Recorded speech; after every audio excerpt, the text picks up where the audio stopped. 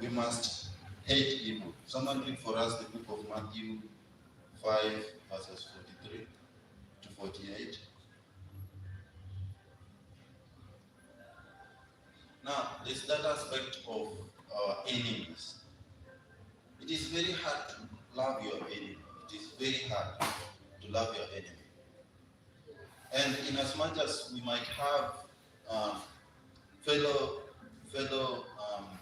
human beings, fellow neighbors as enemies, the Bible does not expect us to hate our enemies. Rather, there's only one person we are allowed to hate: the devil. You can hate the devil all you want.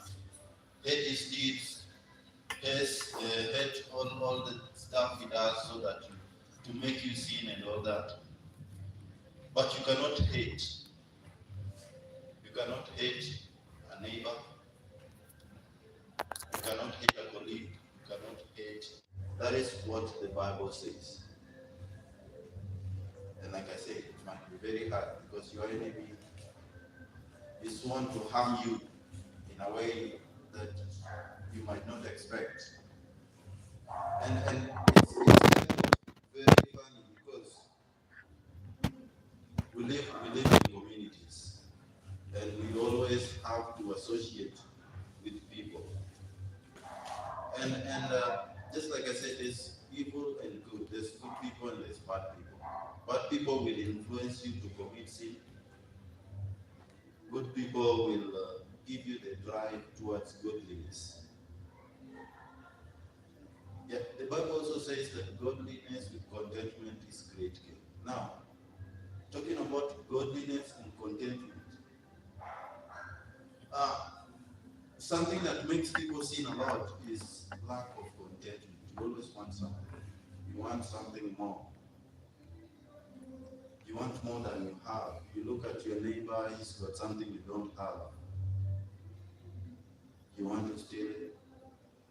Or you want that you should be the one having the stuff, so you start hating the person.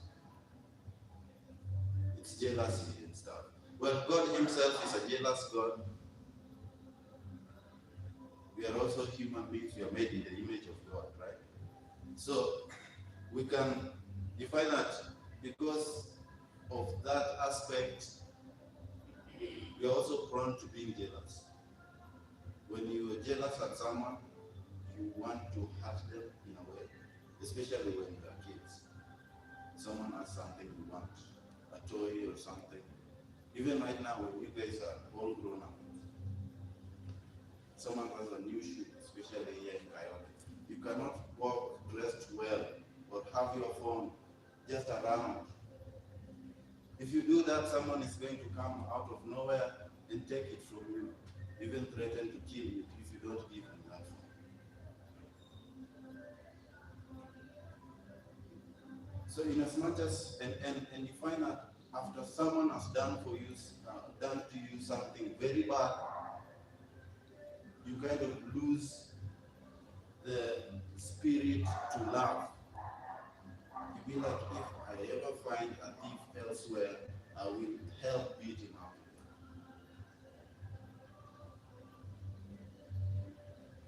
Okay, Matthew 5, 43 to 48. The Bible says in Matthew chapter 5, verse 43, you have heard that it was said, love your neighbor and hate your enemy. But I tell you, love your enemies and pray for those who persecute you, that you may be sons of your Father in heaven. He causes his sun to rise on the evil and the good, and sends rain on the righteous and the unrighteous. If you love those who love you, what reward will you get? Are you not even the tax collectors doing that? Are not even the tax collectors doing that?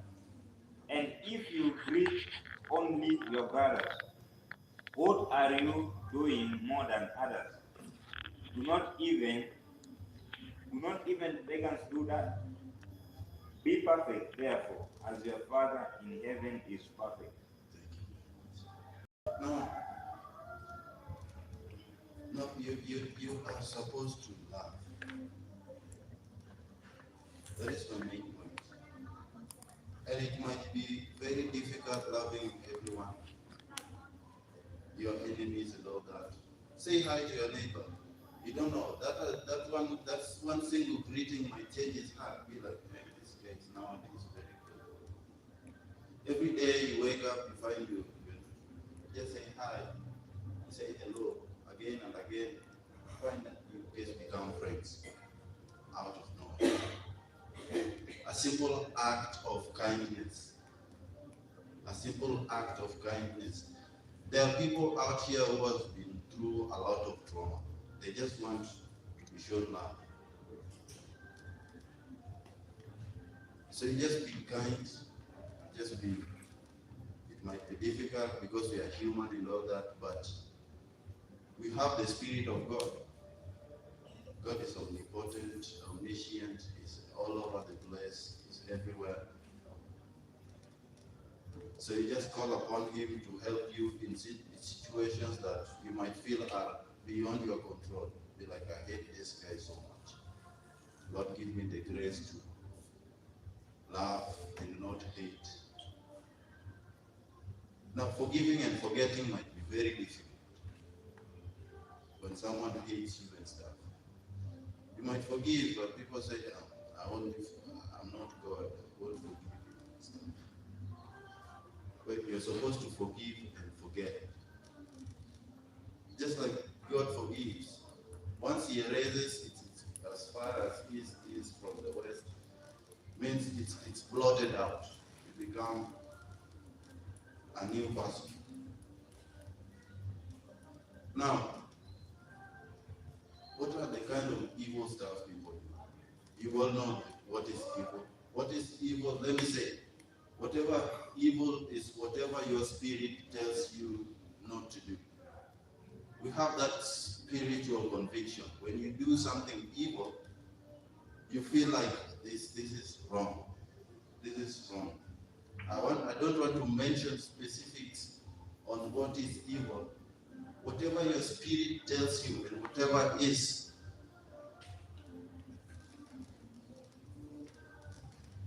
yes, thank you. Whatever your spirit tells you is wrong, that is wrong. We have the Spirit of God inside of us, convicting us every day. You know, naturally from birth, you know what is right, what is wrong. So whenever you got that spiritual conviction, you know you're doing wrong, then you should deviate from that path. If it is very difficult, you feel like you need this, you just call upon God. Now balancing hate and evil is very challenging. But it's vital. Okay? Now, like I said, we need to hate the evil one, hate the devil in all aspects of his doings. If you hate evil, definitely goodness follows your way. You become righteous, and all those good stuff God promises comes to you. Now, we must pray for deliverance from evil and the evil one. Okay? Of the day, temptations will come. Temptations are there, especially when now you've accepted Jesus as your personal Savior. I can say myself, I've gotten myself born again a lot of times. Because every time most of the times I get saved, temptation come, I fall. But thanks to God, Bible says, though a righteous man falls 7 times, he rises up again. And again, His mercies are new every morning. So every morning you turn on a new leaf. You tell God, thank you for a new day. Because He wakes you up again, He has something new for you, giving you another grace period. Okay? Now, as we resist the evil one, he will flee from us. That is from James 4:7. James 4:7. Resist the devil and he will flee from you. Now, if you resist the devil, you resist evil, and therefore you hate evil. Okay, getting the flow. You resist the devil, you hate him. Whoever hates the devil will resist evil. Comes in natural. Okay? That is more of the solution to the thing. Now, as we draw near to God, He will draw near to us. That is now the aspect. If you want love, God is love Himself. If you invite Him in your life, definitely you will have abundance of love in your heart that you can share with everyone around you. Now, I would have had a lot more to talk about, but time is not on my side, so I beg to stop there. Thank you very much, and I hope you guys are blessed.